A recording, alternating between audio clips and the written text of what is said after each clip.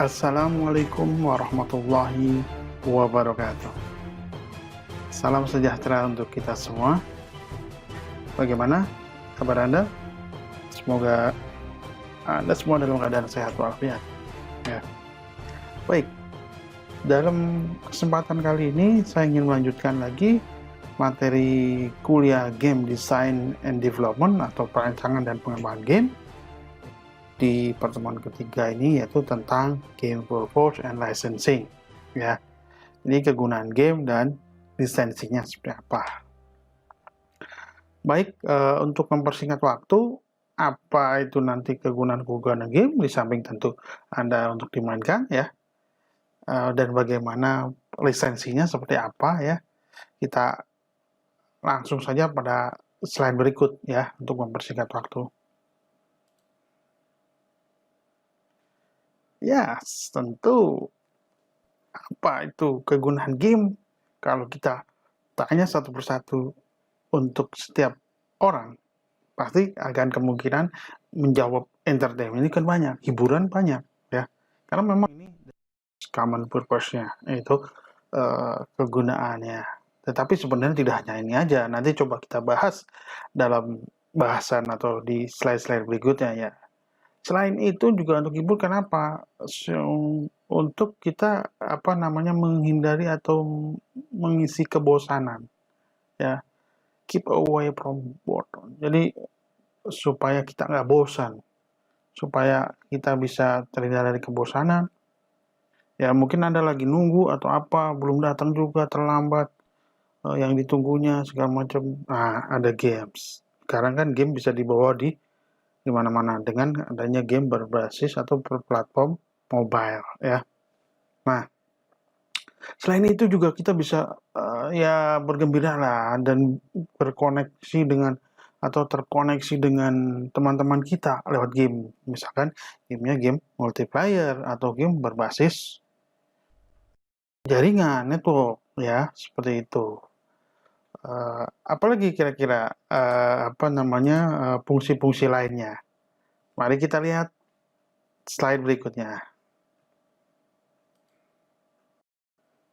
Ya, fungsi lainnya adalah seperti diperlihatkan di sini, ya, educational, pendidikan.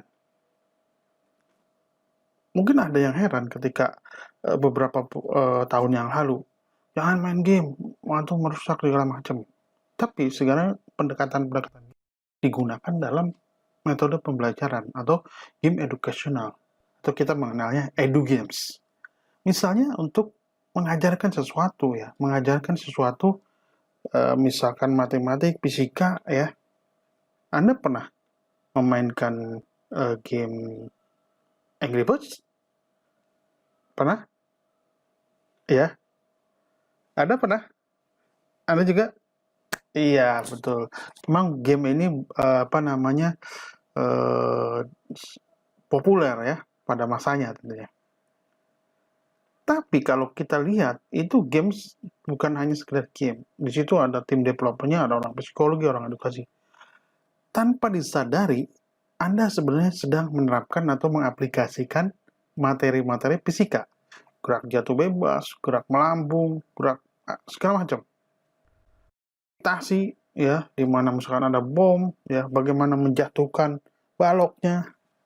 Kalau Anda sengaja, misalkan, coba tugas amati gerak melingkar ini, gerak lurus beraturan, gerak jatuh bebas, seperti apa. Mungkin secara psikologisnya awalnya sudah menolak dulu, aduh males lah baca begitu ya. Tetapi ketika Anda memainkan game itu tanpa disadari, Anda di situ berpikir bagaimana ya supaya kena di bagian ini, sudut berapa yang pas ya, berapa sudut yang pas untuk memberikan sehingga roboh balok-baloknya, sehingga hancur semua ya. Burung mana yang momentumnya paling tinggi, misalnya kuning, hijau, kuning, ya biru ya, maksud saya ada burung merah gitu, hitam. Nah itu punya karakteristik sendiri tentunya ya. Jadi misalkan matematika yang kalau digambarkan secara teoretikal sangat abstrak gitu ya, untuk keadaan-keadaan tertentu ya. Jadi makanya ini kita dalam pembuatan edu game ini memang harus punya skill tersendiri ya, bagaimana materi pembelajaran itu dimasukkan ke dalam game ya, contohnya ya. Sehingga si player yang memainkan game itu tanpa sadar dia sedang belajar. Walaupun sebenarnya awalnya dia keinginannya untuk bermain games ya, untuk bersenang-senang, tetapi ternyata ya tanpa disadari dia sudah memainkan game tersebut. Ketika memainkan game tersebut sebenarnya sudah ada materi-materi yang sama dengan ketika kita praktek, kita simulasi di lab misalkan ya. Ya kadang-kadang kita gagal untuk menjadi saudara. Makanya ini perlu strategi sendiri ya. Oke. Selain itu nanti kita kegunaan game ada lagi ya. Di slide berikutnya kita langsung aja ke slide berikutnya. Nah, selanjutnya adalah advert games ya, dari kata advertising. Advertising games ya sekarang ini sudah mulai banyak juga di Indonesia ya, dibutuhkan oleh para agen-agen para iklanan.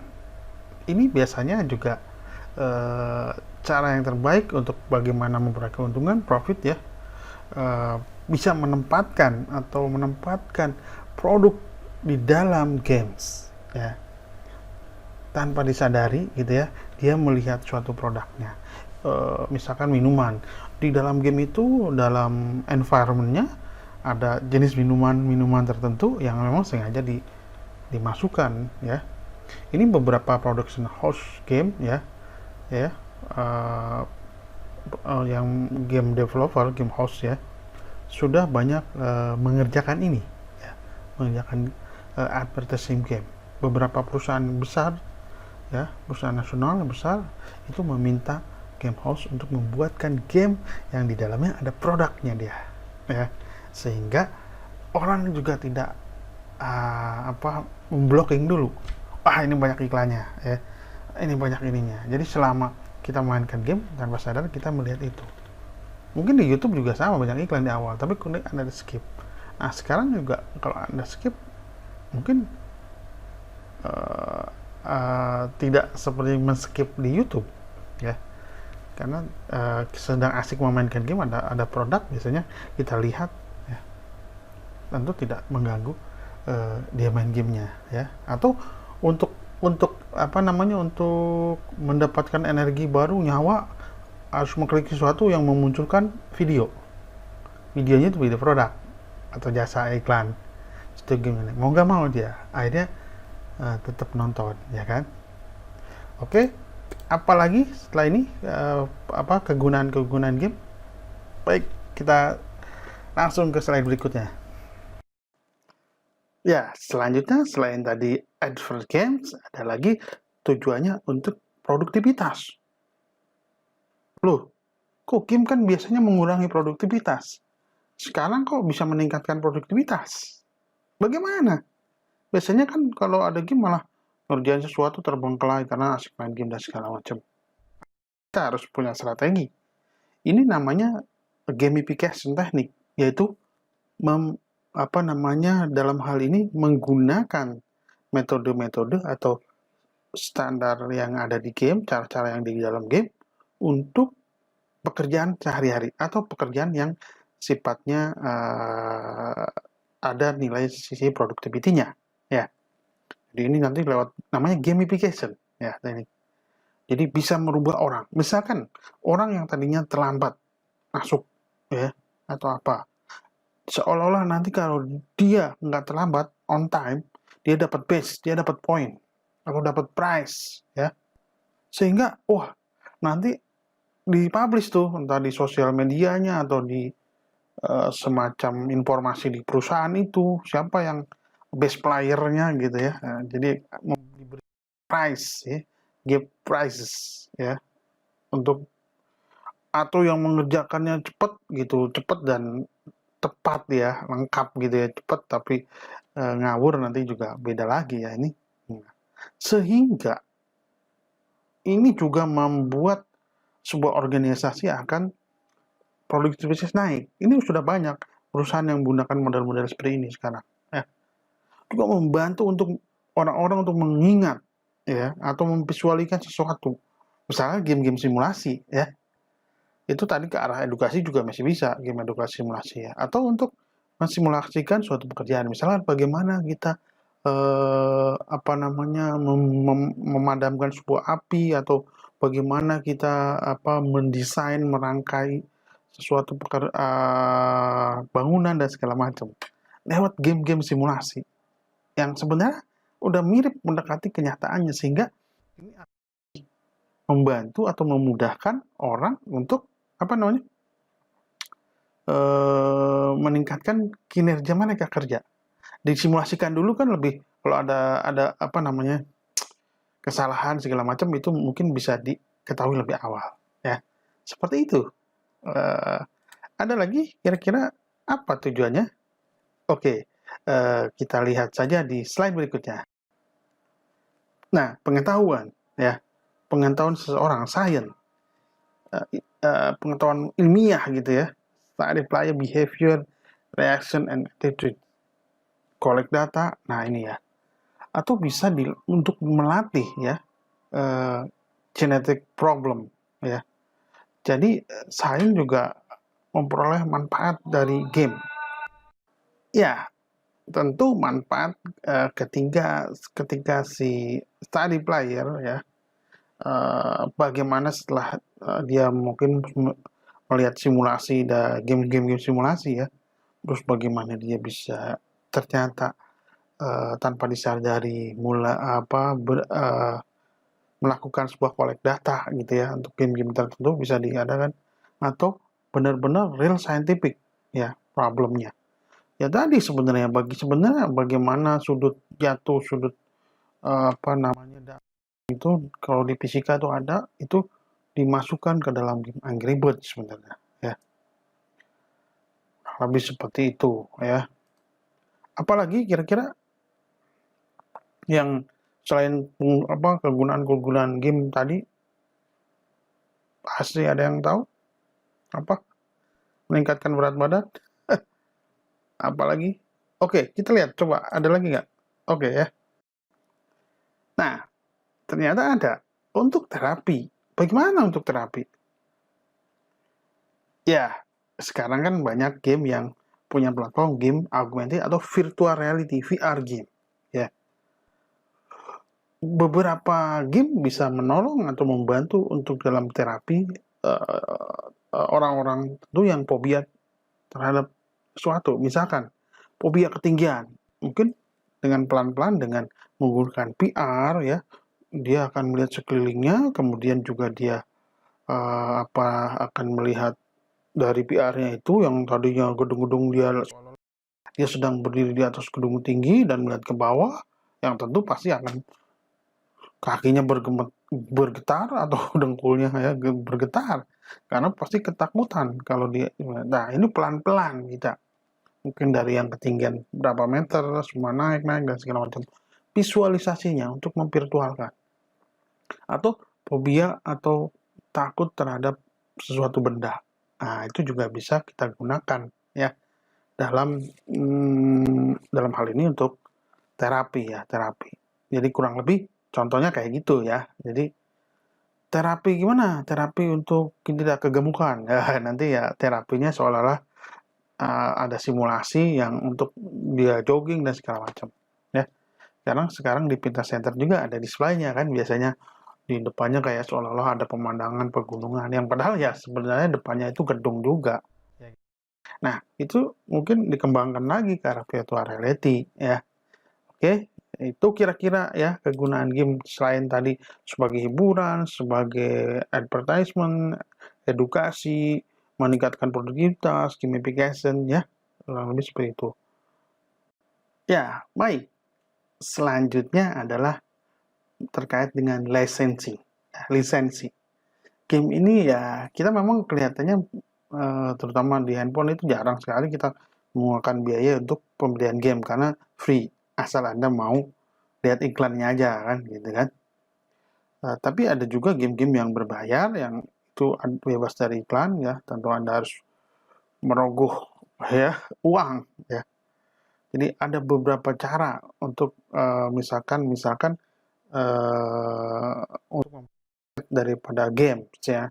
Misalkan Anda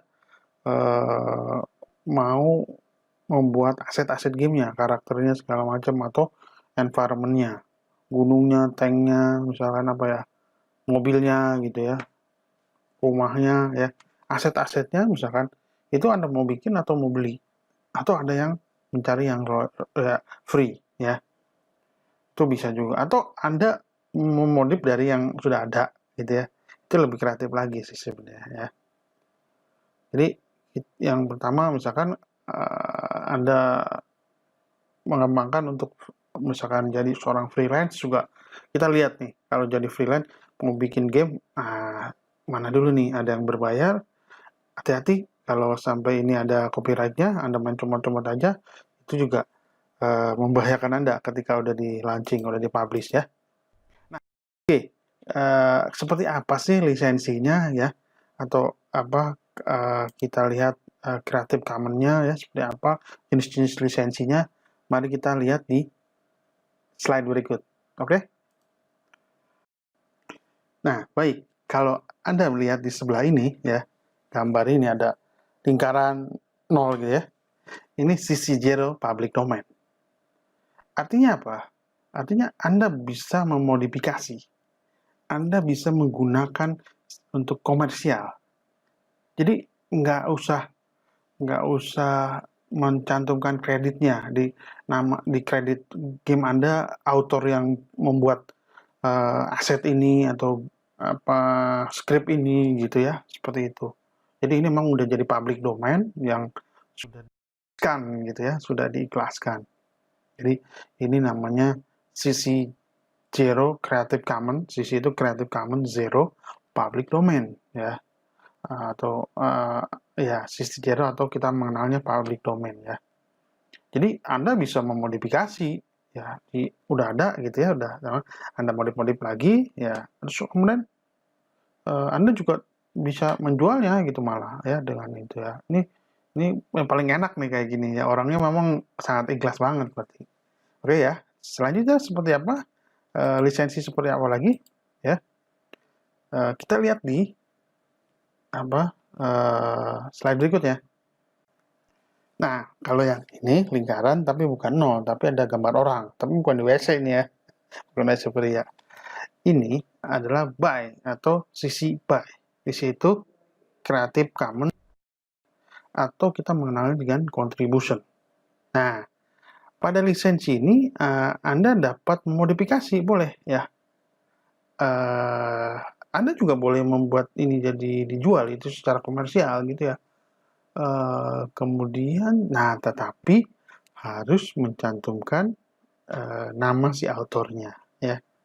Sama kayak misalkan musik pengiring di YouTube itu boleh menggunakan bebas, nggak ada harus ininya, tapi harus ada di deskripsinya, harus mencantumkan kreditnya. Ada seperti itu kan, ada model-model seperti itu.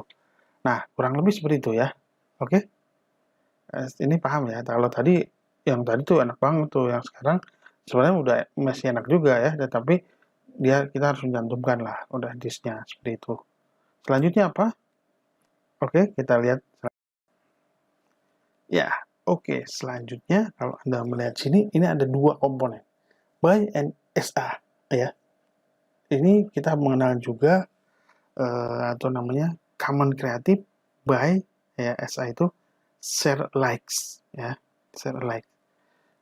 Jadi Anda ini kalau ada lisensi seperti ini, Anda bisa memodifikasi sama, kemudian Anda juga bisa mengkomersialisasikan ya, mengkomersialisasikan, tetapi Anda apa namanya harus mencantumkan ya nama si author ini, kredit Anda ya. Kemudian nah ada bedanya adalah dan ada indikasi bahwa ada perubahan, ada sedikit modif ya, mungkin sedikit ya. Nah ini juga kemudian jika ada perubahan sedikit, nanti mungkin harus ada, jadi gini, Kalau tadi kan modif-modif dikit boleh. Nah, sekarang udah cantumkan kalau Anda modif misalkan, tapi dari awalnya dari ini, dari aset yang ini yang Anda ambil ini. Nah, kemudian Anda modif dikit, jadi masih tetap sedikit sama, tetapi ada beda dikit ya. Nah, Anda mesti ada namanya ya under some term. Jadi ada suatu apa ya perjanjian pernyataan bahwa ini diambil dari dimodifikasi dari ini atau dari author ini gitu ya. Jadi ini enggak semua dimodifikasi, hanya sedikit bagian tertentunya aja. Misalkan pesawat moncongnya, hidungnya gimana. Aslinya sih kita ambil dari dia gitu. Tapi yang tadinya terlalu lancip agak tumpul gitu kepalanya atau moncong pesawatnya gitu ya. Nah, ini yang namanya common kreatif seperti ini. Oke? Selanjutnya ya. Apa kira-kira apa namanya? Lisensi seperti apa lagi? Oke, kita bahas di slide berikutnya. Oke.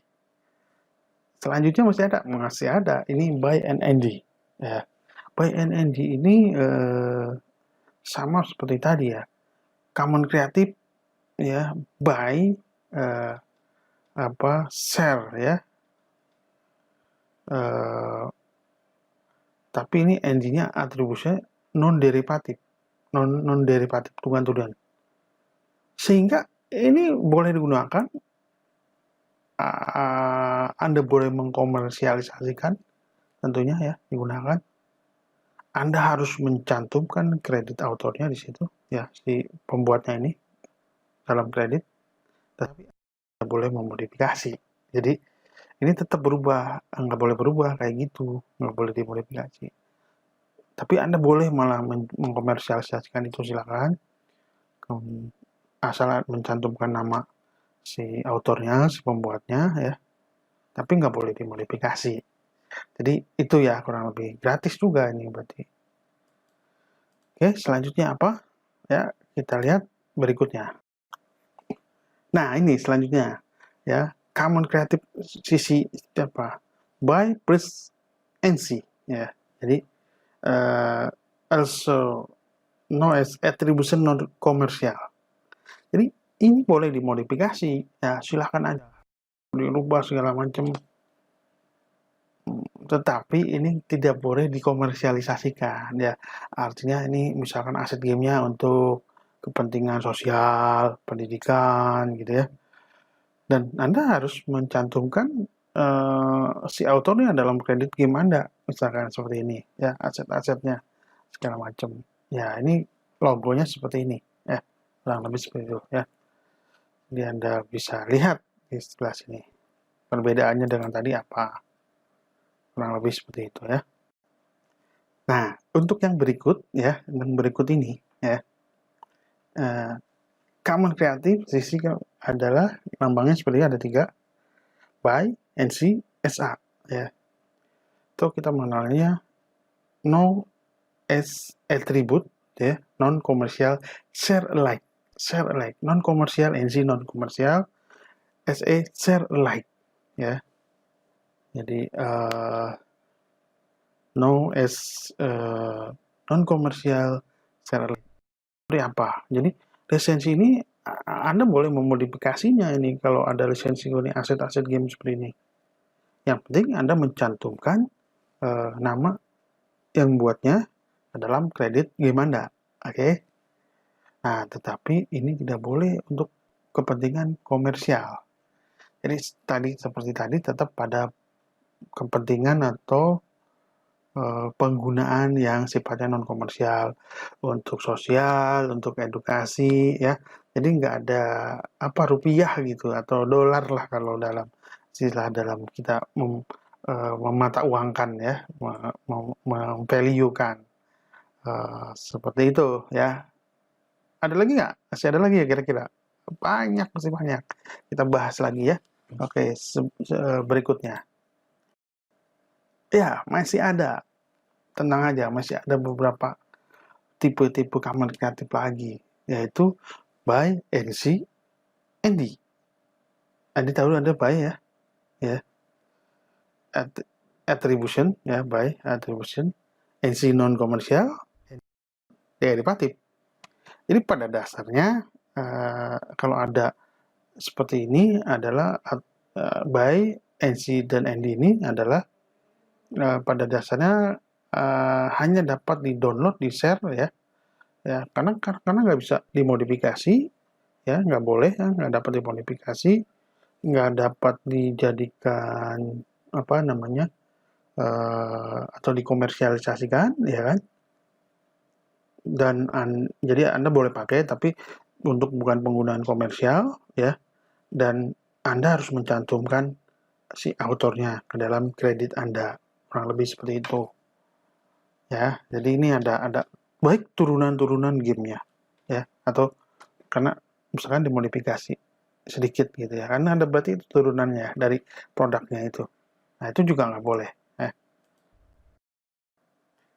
Nah tadi begitu banyak tentunya ya. Untuk mudahnya kita lihat aja ini yang di sebelah sini ya. Ya yang 0 apa? Oh itu centang-centang semua ya, artinya oke, can be used without attribution atau pakai by gitu ya. Boleh, can be modified tentu boleh, can be used in different license ya, boleh. Ataunya dimodifikasi gitu ya. Atau nanti dibuat turunannya lagi, derivatifnya boleh. Digunakan komersial boleh ya. Nah, kemudian ada yang tanda seperti tadi lagi ya, gambar orang di sini. Nah, itu can be used without attribution. Jadi harus mencantumkan nama si pembuatnya, autornya ya. Dari situ kelihatan ya mana yang paling boleh. Semua sih yang atas ya, orang ikhlas banget gitu kan. Nah, yang kedua juga lumayan tuh ya, asal mencantumkan nama si autornya ya. Nah, semakin ke bawah mungkin semakin banyak batasan gitu ya, banyak batasan. Ya dilihat aja di situ ya, di situ. Berapa yang merahnya, berapa yang hijaunya? Ayo, yang paling banyak merahnya yang mana? Yang bawah tentunya ada 3 ya. Yang lain ada rata-rata 2 ya. Ada yang 1 juga ya, yang nomor 1, nomor 2 kan baris kedua tuh 1 merah sebelah kiri. Yang baris ketiga itu ada 2. Baris keempat ada 2 restrictionnya ya. Baris ke ya ke-5 ya 2 juga, ujung sama ujung ya. Baris ke 6 ada berapa? Nah ini baris ke-6 mulai 1, 2 ya 3. Baris ke-7 ada 3. Jadi semakin kesini memang semakin apa namanya banyak restriksinya. Tentunya Anda harus bagaimana menstrategikan ya. Jadi hati-hati nih. Jadi kalau main aset-aset dicomot ketika sudah nanti gamenya laku baru dituntut. Kalau awal sih belum dituntut gitu ya. Hati-hati juga nih. Nah ini di sebelah ini Anda bisa lihat ini alamat atau linknya atau webnya ya, untuk apa, beberapa aset yang free ya, gratis. Ada juga yang kayak tadi pembaca. Contoh aset store Unity itu ada beberapa yang gratis, ada juga yang berbayar. Sira itu dari apa namanya Construct 2 dan Construct 3. Mungkin nanti akan gunakan ini saya Sira ya, atau untuk prototypingnya akan menggunakan Construct ya. Ada juga game dev market ya, di situ ada suara, sound, ada karakter, ada segala macam di situ. Jadi Anda bisa memanfaatkan ini, dan tadi bisa kalau memang Anda nggak bikin asetnya ya. Tapi kalau bisa saya minta Anda bikin asetnya, karakter minimal karakternya. Untuk environment apa bukit atau apanya ya bisa diambil dari sini. Tapi kalau karakternya sama ya, misalkan Anda pakai karakternya Doraemon. Nah, ketika Anda bikin game itu udah jadi ya, tetap aja Anda kan dilihatnya, wah ini yang memproduksi ini nih orang Jepang, Doraemon. Karena Anda pakai karakter Doraemon. Coba Anda buat karakter sendiri gitu ya. sehingga ada keunikan, perbedaan dengan game yang lain. Itu mungkin saran dari saya ya. Mungkin environment gunung rumah ya kurang lebih sama lah ya, tapi karakter atau musuhnya, eneminya ya, bisa dibuat sendiri. Oke? Ya, itu kurang lebih seperti itu caranya. Nah, ya tadi seperti dari sisi artnya, nanti kan game sebenarnya ada sisi core gaming untuk interaktivitas, ada sisi artnya. Jadi dua orang nih misalnya, yang satu orang programmer, yang satu orang desain. Nah, untuk Anda yang di TMD, beruntung sekali Anda dibekali kedua ya. Jadi saat untuk gambar-gambar Anda juga bisa ngambil dari Google Image, Open Game Arts, grafik ya, banyak juga yang free di situ. Jadi bisa memanfaatkan itu tentunya di sini dalam konteks ini ya. Jadi Anda juga bisa memanfaatkan itu gitu ya. Jadi tentunya harus dilihat juga ini copyrightnya seperti apa ya. Jadi biasanya adalah di Open Game Art biasanya ada yang udah dikhususkan memang ya. Ya, tapi saya ingatkan kembali, lihat copyrightnya, coba. Banyak sih yang free ya, jangan khawatir untuk pemula-pemula. Ya. Nah, untuk audio ya, karena tanpa audio game itu kayak hambar gitu ya. Contohnya, game sepak bola, FIFA, Winning Eleven, PS, itu kalau Anda pakai mainkan tanpa ada musik, kurang seru.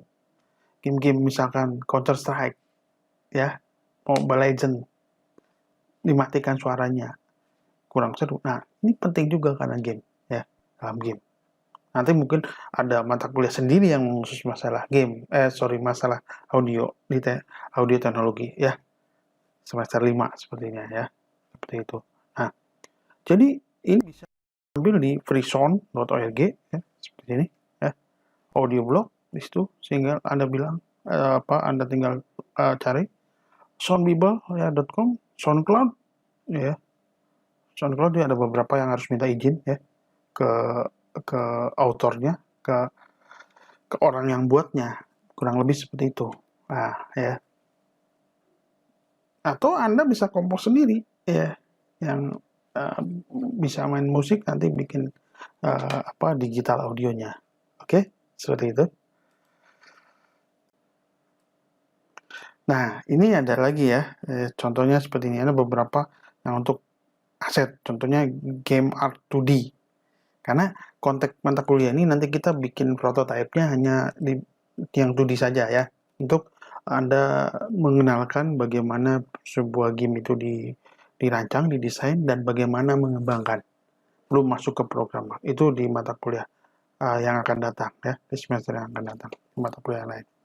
Nah, ini adalah beberapa aset yang menurut bagus untuk kita pelajari, untuk belajar ya, untuk study, untuk coba-coba gitu ya. Bisa juga nanti membuat seperti untuk yang kedepannya ke arah komersialisasinya ya. Tetapi kita harus benar-benar tahu ya tadi bagaimana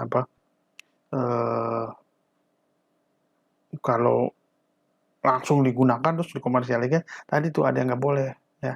Kalau yang ini untuk belajar-belajar sih boleh ya. Ini udah terkenal banget nih, game art2d.com ya.